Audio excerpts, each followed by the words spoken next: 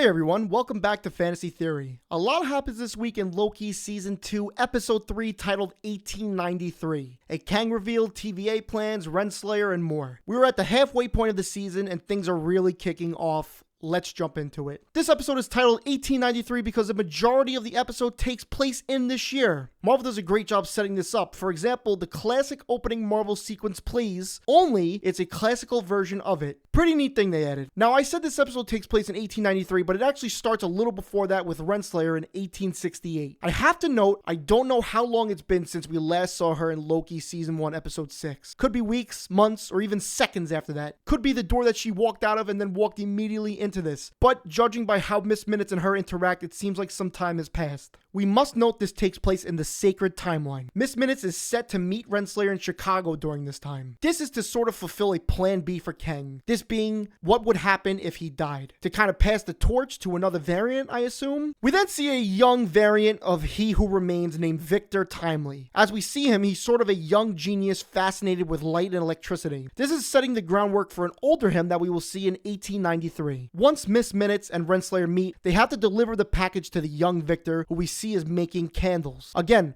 we note this is the sacred timeline. I see people all over the internet saying that it could be numerous Kangs getting the TVA book, but they only show us this one. But I believe that is why He Remains chose the young variant of himself, because it was the sacred timeline one. Or should I say the real version of himself? Maybe this whole time, He Who Remains is actually the variant to Victor Timely. I have no idea, but there has to be a specific reason this Kang was chosen from the sacred timeline. It does get a little confusing, at least to me, because Victor is in our main timeline, the sacred timeline. If you didn't know, the sacred timeline is where all the MCU movies take place. And as Loki sets up, whatever you do in the past will alter the future, kind of like Back to the Future. So will this alter events in the sacred timeline, or will this become a branch timeline, as we will see Loki and Mobius later on? Miss Minutes changed her appearance to fit into the timeline. Instead of her usual orange color, she turns into a black and white version of herself. She even changed her eyes and shoes to fit the classic look of the year, even though I'm pretty sure this classic look was not from this time because TVs were not invented till the 1900s, but still a cool feature to add and kind of set the tone of the classic time. Now, their mission from He Who Remains was to deliver the package to Victor. My question is,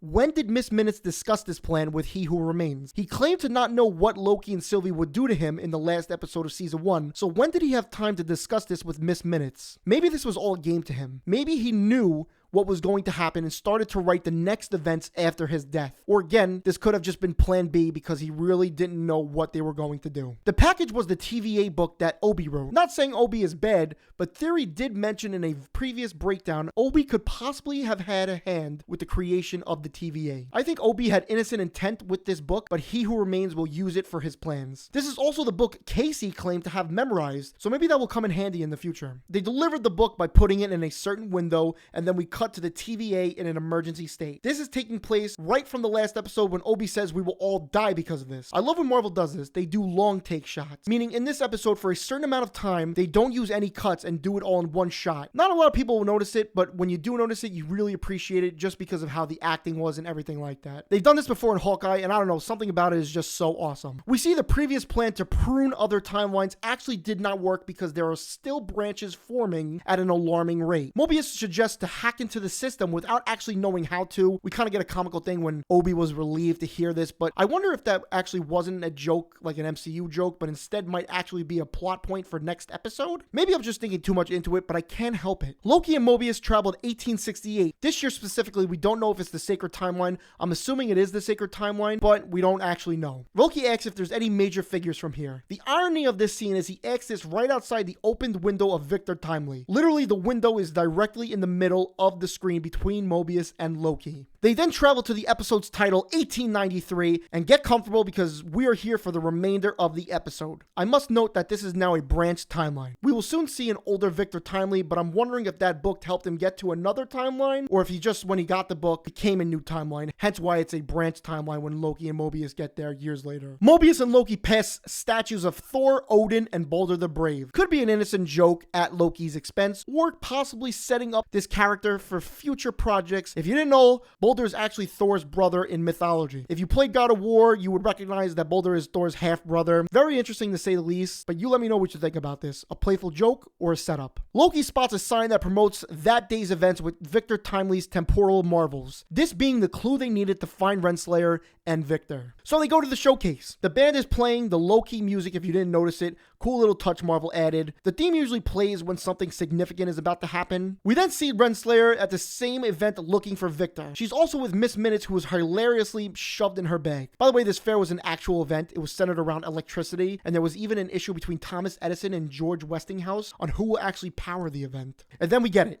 The reveal of Victor Timely. We see the horror on Loki's face. He is terrified. Mobius doesn't believe him to be any bit scary, but he doesn't know what Loki knows. He hasn't seen what Loki has seen. Tom Hiddleston does a fantastic job at selling this. I even for a second was a bit scared. His presentation on the temporal machine thing, because I don't really know what it was called, had the crowd shocked, even wagering a bidding war for it. I wanted to note that Victor has a stutter, but when he's giving a presentation, he's able to minimize the stutter. I don't know if this is on purpose or just because he feels more comfortable on stage, but I had to point that out. Renslayer and Victor meet. Now let's get off track for a second. In the comics, Victor was the main Kang. Victor and Renslayer were love interests that never were able to get the timing right for their love. I wonder if He Who Remains left any kind of notes for Victor about her, or if he's just already started to be attracted to her, because we kind of sense some tension between them. Some romantic tension, not bad tension. She tries to meet with him, but constantly gets interrupted by Loki and Mobius. After selling the machine for $1,000, which is a lot for that time, I have to add, because when I first heard that, I said, that's it? The buyer of this eventually gets PO'd about it, saying it's fake because the machine's short-circuited. Maybe it's fake, or maybe it's an accident. Either way, there's a foot chase that Victor even hides in an Egyptian temple. The significance of this is the character Kang has Egyptian roots, as we saw on the Council of Kangs in Ant-Man and the Wasp: Quantumania. This leads them going to the Ferris wheel. Also, I have to add,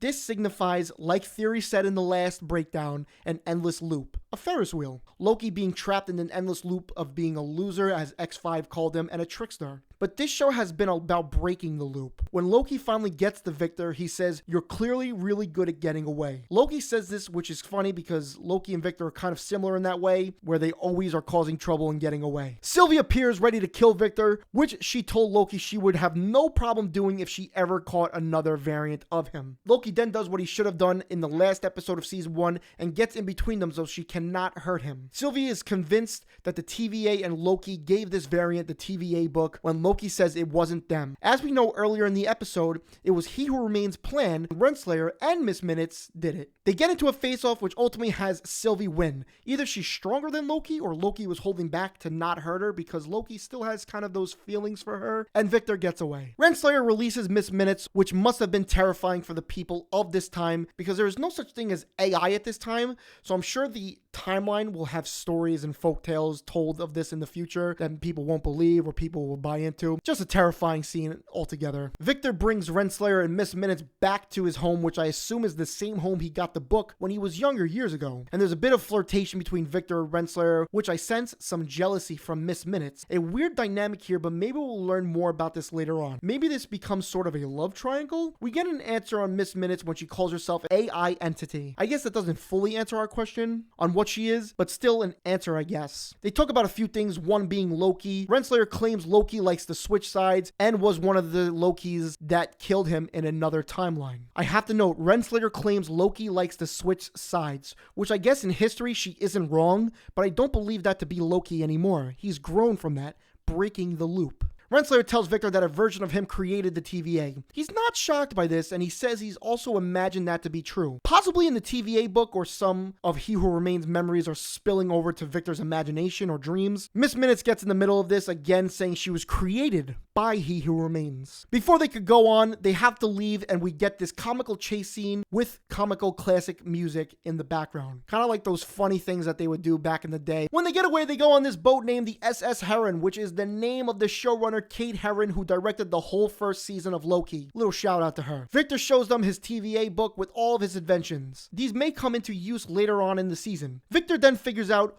who brought him the TVA book years ago, and Renslayer takes full credit. Again, we see Miss Minutes annoyed and jealous when Renslayer claims to be the one that does it, and Miss Minutes claims they both know whose plan it was and who was to do it. It's comical here because it's actually neither of their plans, but instead it's He Who Remains' plan. We see Obi in the book, which is again the TVA manual writer, which Victor says he has great respect for. When they meet next episode, it should be interesting. There's more romance teased between the two until they cut the boat that she was in free. Now, I have no idea why. Could be because she brought up this being a partnership, and as we know earlier in the episode, he does not want to do any partnerships. So Miss Minutes and Victor get to his lab where we see it is a mess. Questions all over the board, clocks, papers, and mannequins everywhere. However, the design of it is similar to the design of the windows in the Citadel in Loki Season 1, Episode 6, the last time we saw He Who Remains. Miss Minutes flirts with Victor, I assume, saying she was worried he likes Renslayer more than her and blushes before turning back into her regular orange color. She asks if he can put her on a physical body. Victor is visibly uncomfortable. She even says they should be more than just friends. Now, I don't know about you, but if an AI clock said that to me, I would be out of there. We then get a most creepy shot when she projects her face onto a mannequin and says she should be his girl. Victor finally has had enough and uses the temp pad to make Miss Minutes disappear when she lunges at him. Perfect timing when Renslayer comes in with a huge pruning device, which seems to be an early version of the pruning sticks that they have in the TVA. Maybe Victor was creating them, or maybe she brought it. I'm not 100% sure. She says this mission was given to her by He Who Remains, not his variant. Loki and Mobius show up, and it seems like this is all great timing, because they show up just in time as well. This ending scene seems to have a lot of perfect timing moments. Maybe on purpose, maybe just a coincidence. Both sides are ready to fight with the orange pruning device and Loki's green magic. When you guessed it, another perfectly timed event occurs when Sylvie comes and projects her powers to blast them all away. Sylvie threatens Victor when he starts to stutter more. Perhaps when he's nervous or when he's lying, he stutters more than usual. When she can't bring herself to actually kill him this time, she lets him go, and Loki and Mobius bring him to the TVA. Which I don't know if I'm the only one who thinks this, but could be the worst decision that they could have made. But I understand that they need his temporal aura. Obi said if they don't get it, they're all going to die, so their backs are against the wall. Sylvie sends Renslayer to the Citadel with the dead body of He Who Remains, which doesn't look like it's been there for a while, but maybe just a few days. However, the Citadel looks a little more wrecked than when we last saw it. Finally, we see candles in the background, maybe symbolizing the end of one Kang because they're all blown out and droopy, just like in the beginning of the episode when we met a young Kang,